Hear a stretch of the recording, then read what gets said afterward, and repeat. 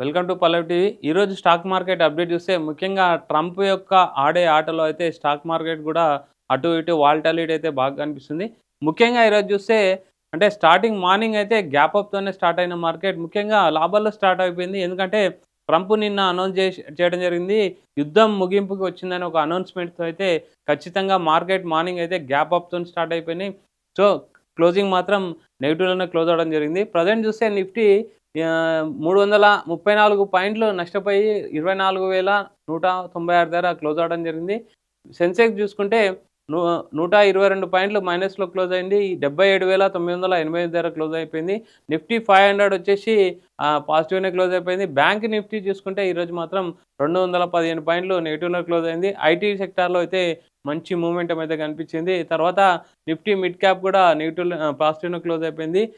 అంటే బీఎస్సీకి సంబంధించిన bank checks కూడా నెగిటివ్లోనే క్లోజ్ అయిపోయింది. తర్వాత ఓవరాల్ మిడ్ అండ్ స్మాల్ క్యాప్లు కూడా కొంచెము ఫ్లాట్గానే క్లోజ్ అయినాయని చెప్పాలి. తర్వాత అడ్వాన్స్ డిక్లైన్ రేషియో చూస్తే 26 స్టాక్స్ పెరిగితే 25 స్టాక్స్ అయితే పడిపోవడం మనం అబ్జర్వ్ చేయొచ్చు.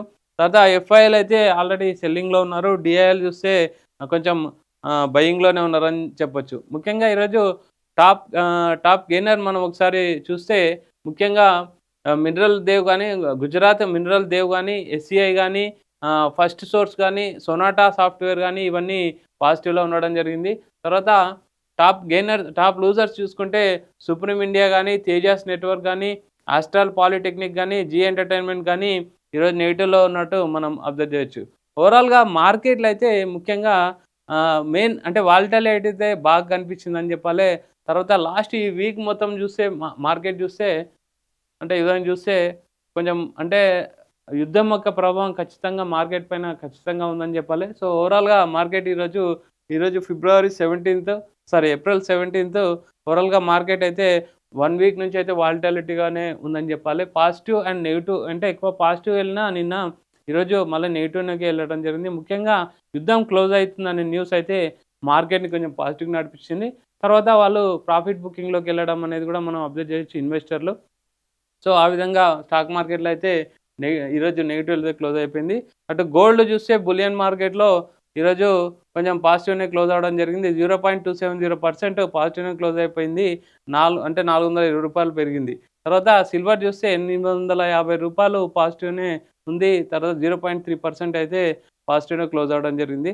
సో ఓవరాల్గా గోల్డ్ అయితే ఆటోమేటిక్గా ఇంతకుముందు సేఫ్ హెవెన్గా మాట్లాడుకున్నట్టు చాలా వాలటాలిటీ అయితే గోల్డ్ అండ్ సిల్వర్లో కనిపిస్తుంది. ఇంతకుముందు మనం నిన్న గెస్ట్తో మాట్లాడినట్టు కూడా ఇక ముందు గోల్డ్ కొంచెం పాజిటివ్నే ఉండొచ్చు అనే ఒకటి న్యూస్ కూడా చెప్పడం జరిగింది. తర్వాత క్రిప్టోకి సంబంధించిన మార్కెట్ చూస్తే ఈరోజు యుద్ధం ఆగుతుందనే న్యూస్ అయితే క్రిప్టోలో బాగా కనిపించింది. సో అన్ని పాజిటివ్లోనే బిఎన్బి చూసినా, బీటీసీ చూసినా, అంటే బిట్కాయిన్ చూసినా, తర్వాత ఇథీరియం చూసినా పాజిటివ్లోనే కనిపిస్తుంది. తర్వాత మ్యాక్సిమం అన్నీ ఈరోజు కొంచెం పాజిటివ్ మూమెంటం అయితే కనిపించిందని చెప్పాలి.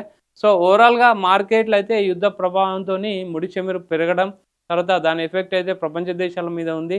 ఆర్థిక మాంద్యం ఖచ్చితంగా వస్తుందనే ఒకటి మూమెంట్ కనిపించిన ప్రజెంట్ ఇండియా లాంటి దేశాల్లో మాత్రం ఖచ్చితంగా మేము స్ట్రాంగ్ ఉన్నామైతే సంజయ్ మల్హోత్రా ఆల్రెడీ లాస్ట్ వీక్లో మీటింగ్ తర్వాత చెప్పడం జరిగింది. సో మార్కెట్లు అయితే ఇప్పుడు స్ట్రాంగ్గా ఉన్నాము. ఎటువంటి యుద్ధాలు వచ్చినా ఆర్థికంగా మేము చాలా బలంగా ఉన్నాం కాబట్టి ఇన్వెస్టర్లు భయపడాల్సింది ఏం లేదని అయితే చెప్పడం జరుగుతుంది. ఎఫ్ఐఎల్ ఖచ్చితంగా మన సైడ్ వస్తారు. మళ్ళీ మార్కెట్లు అయితే పుంజుకుంటాయి.